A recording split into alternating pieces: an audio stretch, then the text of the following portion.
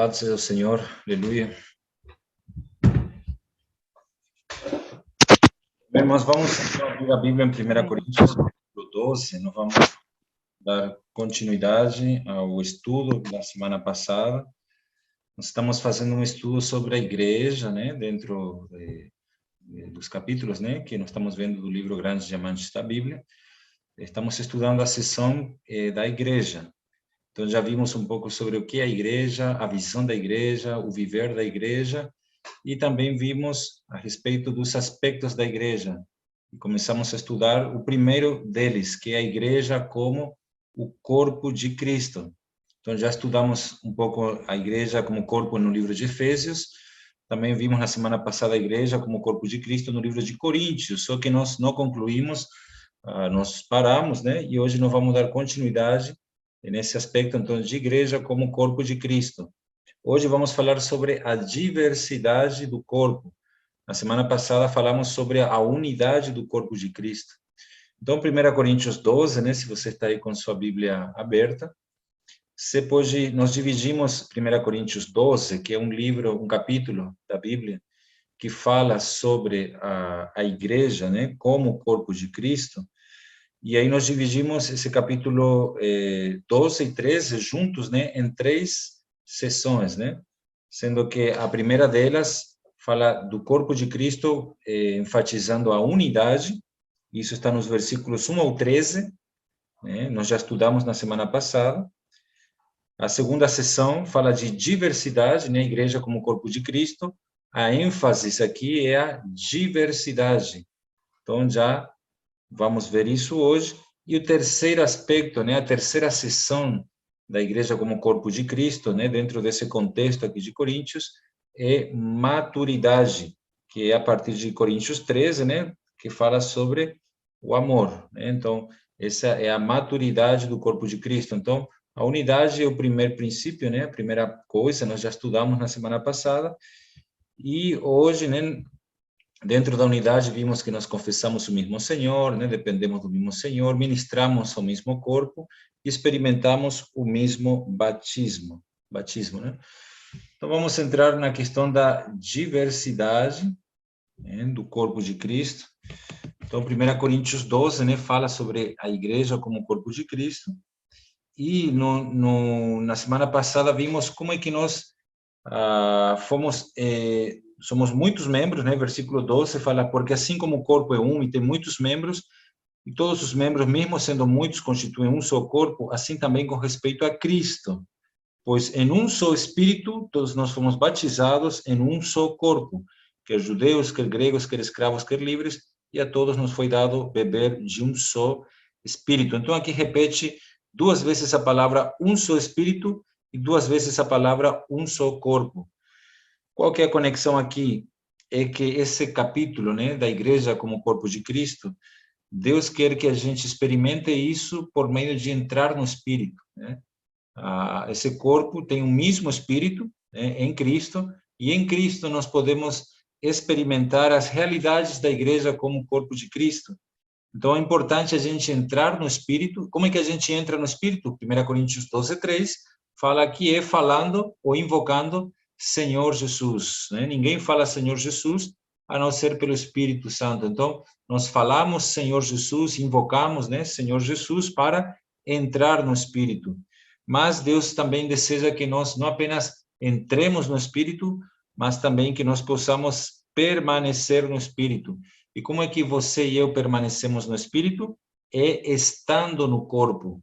Por isso que é importante nós ver a igreja como corpo de Cristo, porque a gente vai ver o nosso lugar no corpo e nós não vamos querer sair do corpo, nós vamos querer permanecer no corpo, e quando nós permanecemos no corpo, nós permanecemos no Espírito, né? Então, como é que nós permanecemos no Espírito?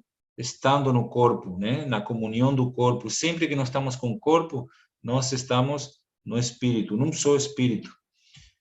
Então, diversidade, né? Diversidade, ela é apresentada nos versículos 14 até o 31 do livro, né? 1 Coríntios 12, capítulo 12, versículo 14 ao 31. Ali a ênfase que Paulo dá é diversidade dos membros, né? Então, a diversidade apresenta o quê? Por um lado, é uma ordem e uma harmonia que Deus tem em seu próprio corpo, né? Deus é um Deus que tem paixão pela ordem e pela harmonia, assim como nossos membros têm uma ordem, uma harmonia entre eles, né? Nós vemos que Deus, né, é um Deus que ele, por exemplo, Deus tem prazer na harmonia e na ordem. Se você olha para a criação, você vê um sistema que ele é ordenado, totalmente ordenado e mantido por Cristo, em ordem, né? O sol, a lua, as estrelas, os montes, tudo que Deus criou, o criou em ordem, né? Em diversidade, né? Cada um cumprindo a sua função, mas essa diversidade é para manter uma harmonia. Então, quando todos os membros funcionam, o corpo desfruta de harmonia. Cristo desfruta de harmonia na igreja. A igreja se torna um lugar de harmonia. Então, vamos entrar a ver esses versículos, né, que abordam isso. 1 Coríntios 12, 14. Porque também o corpo não é um só membro, mas muitos, né? O corpo não é um só membro, mas muitos. Então, vemos aqui, irmãs, que o corpo, ele precisa de membros, né? E esses membros têm funções diferentes. Para quê? Para que o corpo possa viver, né? E para que possa crescer, né? Então, para que o corpo de Cristo viva e cresça, é importante que você e eu funcionemos, né? Então, o corpo, ele não é um só membro. O que significa isto? Não é?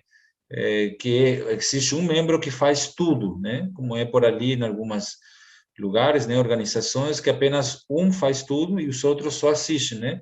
Mas na vida da igreja, no corpo de Cristo, é um lugar onde todos podem viver, todos podem servir, todos podem funcionar, né? Então, todos podem funcionar servindo o Senhor, né? Servindo o Senhor, exercitando o Espírito, e Deus nos coloca na igreja para que nós possamos, então, funcionar. Por isso que aqui fala, né, que o corpo não é um só membro, mas muitos. Versículo 15. Se o pé disser, porque não sou mão, não sou do corpo, nem por isso deixa de ser do corpo. Veja só isso aqui, ó. Se o pé disser, porque não sou mão, não sou do corpo, nem por isso deixa de ser do corpo. O pé, ele tem uma função, né? O pé, ele tem uma função dentro do corpo e é ser base sólida para locomoção, né? Ser uma base para sustento do corpo. Então, essa é a função do pé, né? Ele atua dessa maneira. A mão já tem uma outra função, né? Que, por exemplo, possibilita a escrita, possibilita tomar posse de objetos, de coisas. A mão representa aquilo que é operacional, trabalho, execução. Então, tem membros que são mais operacionais, tem outros que são mais de sustentar, mas aqui todos têm uma função. Versículo 16, se o ouvido disser, porque não sou olho, né, não sou do corpo, nem por isso deixa de ser do corpo, né? Se o ouvido disser, porque não sou olho, não sou do corpo, nem por isso deixa de ser do corpo. Então, o ouvido também, vemos aqui que tem uma função, né, é de ouvir. O ouvido, ele não consegue ver por si mesmo. Então, tem irmãos que não conseguem ver as coisas de Deus por si mesmos, né? Mas aí tem o olho. Qual que é a função de olho? Ver, né? A visão espiritual. São os profetas, né? Os profetas que têm a visão, revelação da palavra, eles comunicam para os demais membros do corpo, né? São os olhos. Por exemplo, eu vou mostrar um exemplo disso na Bíblia, né? Lá no Apocalipse, capítulo 1, versículo 1. Apocalipse 1, versículo 1. Fala assim, revelação de Jesus Cristo, a qual Deus lhe deu para mostrar a seus servos as coisas que em breve devem acontecer e que ele, enviando o seu anjo, deu a conhecer a seu servo João, que seria o profeta, o olho, né? Que atestou a palavra, né, de Deus e o testemunho de Jesus Cristo a quanto tudo que viu. Então, a revelação é para mostrar aos servos, mas João, Deus deu a conhecer a seu servo. Então, João, como olho, viu e ele comunicou aos demais membros do corpo, né? Graças ao Senhor. Então, essa é a riqueza do corpo de Cristo. Então, no versículo 16, Se ouvido dizer, porque não sou do corpo, porque não sou olho, né? Não sou do corpo, tipo assim, se comparando, né? Então, aqui vemos uma atitude de alguém se menosprezar. Às vezes, eu não sou olho, não sou um profeta, não sou alguém que faz isso, mas um membro aqui, ele está se menosprezando e também tendo sentimentos de ciúmes, né? Inveja por outros membros. E a Bíblia fala em Romanos 12, versículo 3, que nós não podemos pensar além.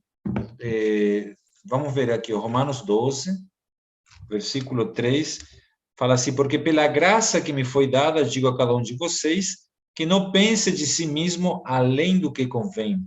Pelo contrário, pense com moderação, segundo a medida da fé que Deus repartiu a cada um. Então, nós não podemos pensar de nós mesmos além do que convém, nem aquém do que convém. Nós temos que pensar com moderação, segundo a medida da fé que Deus repartiu a cada um, né? Então, não podemos pensar além nem a quem. Então, o ouvido aqui, ele está pensando a quem de si mesmo, né?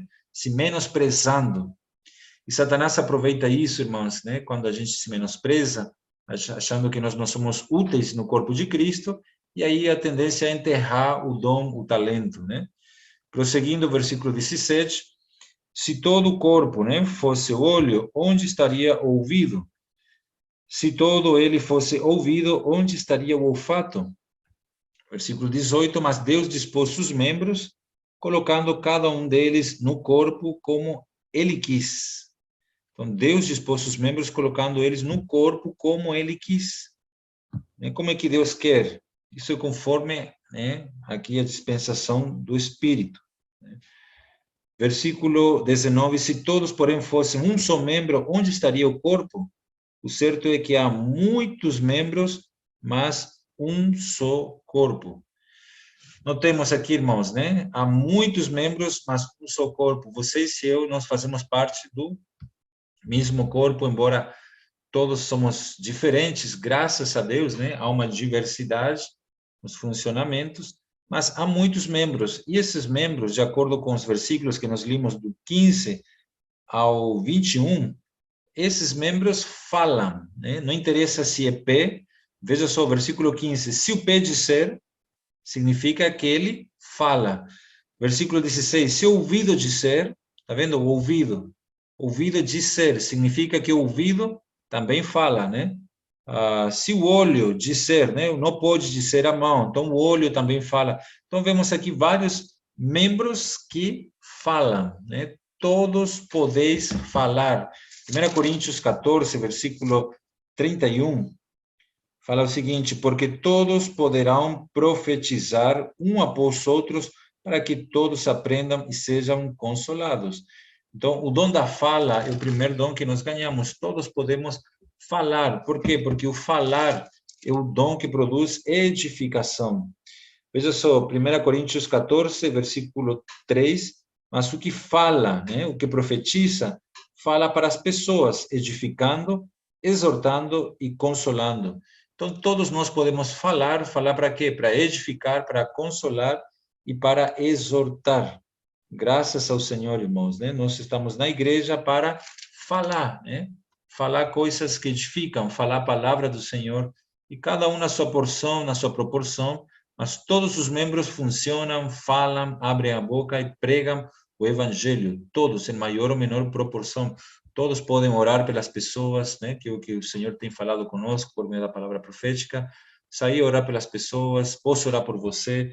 Então, todos os membros falam, né? Tem boca, falam. Não são mudos, eles não são adoradores de um Deus mudo. Então, todos os membros falam, e há muitos membros, mas um só corpo. Significa que todos esses membros, eles precisam um dos outros para que o corpo possa avançar, para que o corpo possa progredir, e esse corpo não é o nosso corpo, é o corpo de Cristo, do qual nós somos membros. Versículo 21. Os olhos não podem dizer à mão, não precisamos de você. E a cabeça não pode dizer aos pés, não preciso de você. Então, vamos, né, falar o significado aqui dos membros, né?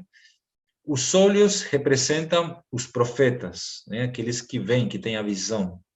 A mão representa os operacionais, são aqueles irmãos de serviço, né? Aqueles irmãos que fazem, né? aquele trabalho pesado e tal, né? Irmão de serviço, operacionais, os mãos. Então, os olhos, né, os profetas, não podem falar aos irmãos de serviço, oh, nós não precisamos de você. Né? Nem a cabeça, que é o próprio Cristo, falar aos pés, né? Os pés representam aquele que sustentam o corpo. Quem são os que sustentam o corpo? Por um lado, são dois. São os que oram, irmãos que oram, né? Oram pelos missionários, oram pela obra do Senhor, oram pelas igrejas, oram pelas famílias, pelos líderes. Os irmãos que sustentam, né? Os pés, né? Que sustentam. Por outro lado, na Bíblia, pés também são aqueles que pregam o evangelho, né? E também são irmãos que sustentam o corpo e o levam a avançar por meio da oração e por meio das ofertas. São irmãos que ofertam, são os pés. Então, a cabeça não pode ser aos pés, não preciso de você. Nenhum de nós pode dizer a ninguém, nós não precisamos de vocês, né? Vocês estão lá em Cruzeiro do Sul, lá em Chapuri, pode até pensar, ninguém precisa de mim, mas de acordo com a luz das Escrituras, ninguém pode dizer que não precisamos de vocês, né?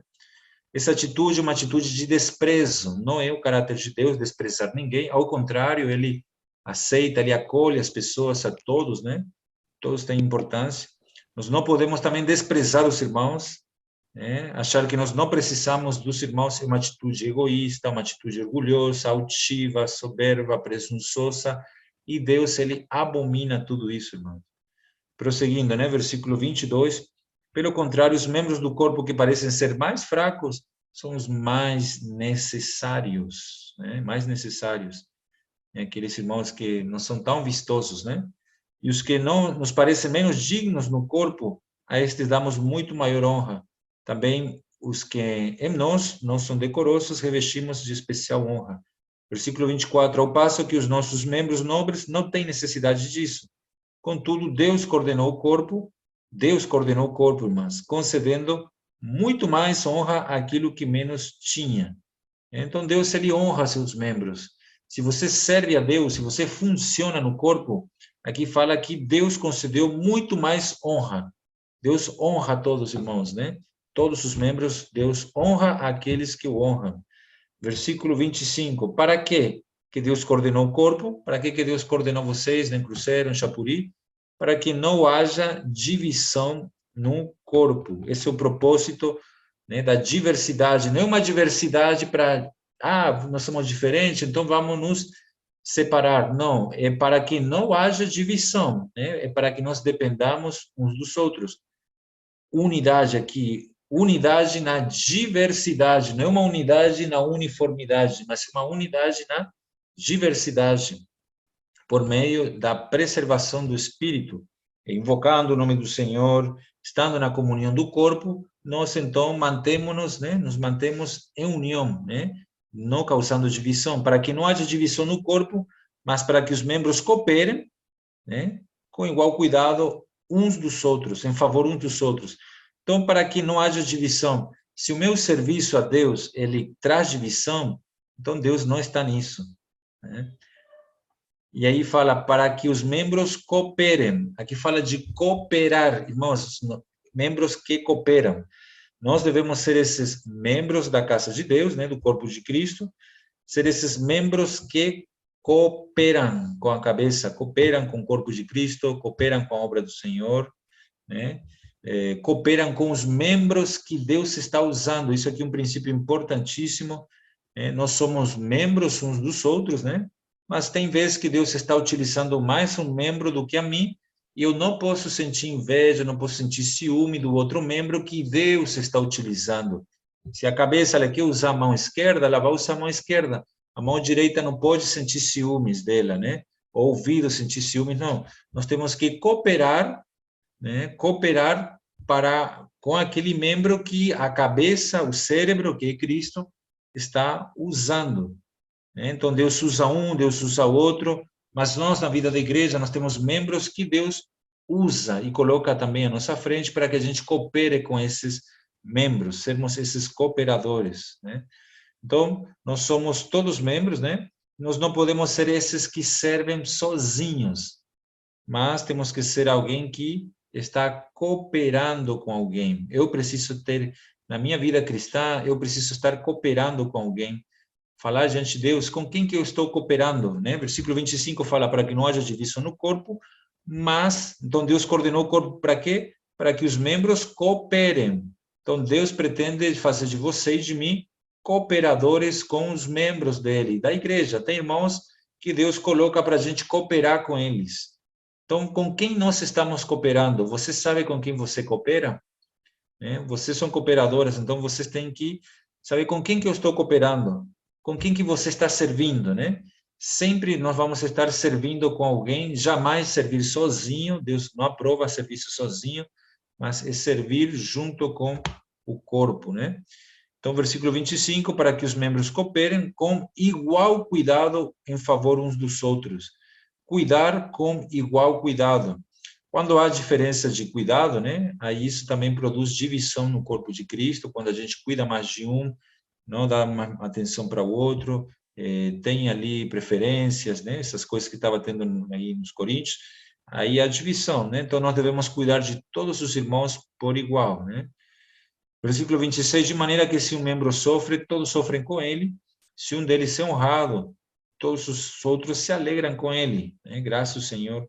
Ora, vocês são o corpo de Cristo e individualmente membros desse corpo. Eu sou um membro, eu não sou todo o corpo de Cristo, né? Eu sou um membro do corpo de Cristo, então eu dependo de outros para ter vida, para funcionar, e outros dependem de mim, né? Tem que ter esse sentimento de que alguém depende de mim, do meu falar, né? Da minha porção, do meu serviço, alguém depende de mim e eu dependo de alguém, né? Versículo 28, a uns Deus estabeleceu na igreja primeiramente apóstolos, né? Em segundo lugar profetas, em terceiro lugar mestres. Aqui nós estamos vendo, irmãs, né, uma hierarquia na igreja, mas não é uma hierarquia quanto a uma posição política ou religiosa, mas é uma hierarquia de serviços, né? O contexto aqui é falar de funcionamento e serviços. E esses serviços e ministérios aqui, do versículo 28, todos eles estão ligados, principalmente os primeiros, né? Estão ligados ao ministério da palavra. Os apóstolos vêm primeiro por quê? Porque eles estão relacionados ao ministério da palavra apostólica, o ensinamento dos apóstolos, que é o que nós seguimos, né? O ensinamento dos apóstolos, em primeiro lugar. Isso também faz referência a irmãos que estão à nossa frente, né? Que nos servem e que nós cooperamos com eles. Então, esses irmãos estão ligados ao ministério da palavra, mostrando que o ministério da palavra deve ter sempre, o primeiro lugar, a primazia para o bom funcionamento do corpo. Se não há um bom ministério da palavra, o corpo vai sofrer, vai ser atrofiado, vai estar parado, não vai funcionar, não vai ser bem alimentado, vai ficar fraco, vai ficar doente. Então, por isso que apóstolos, profetas, mestres, estão todos ligados ao funcionamento, ao ministério da palavra. Depois, versículo 28, depois, operadores de milagres, né? Depois, os que têm dom de curar, depois, os de ajudar, ou administrar, né? Ou falar em variedade de línguas, que é colocado aqui no último lugar. Então, veja só, hoje em muitas igrejas, o centro, né? A centralidade não é o ministério da palavra, mas os milagres, né? Ou as curas, ou as variedades de línguas, isso que é o centro. Então, ali você vê que isso não é uma ordem saudável, né? Não tem uma diversidade saudável, mas isso aí é algo que está ocupando o lugar da palavra. Nós não podemos abrir mão da centralidade da palavra de Deus. Isso traz muitos benefícios, né? Direção para a nossa vida, direção para o corpo.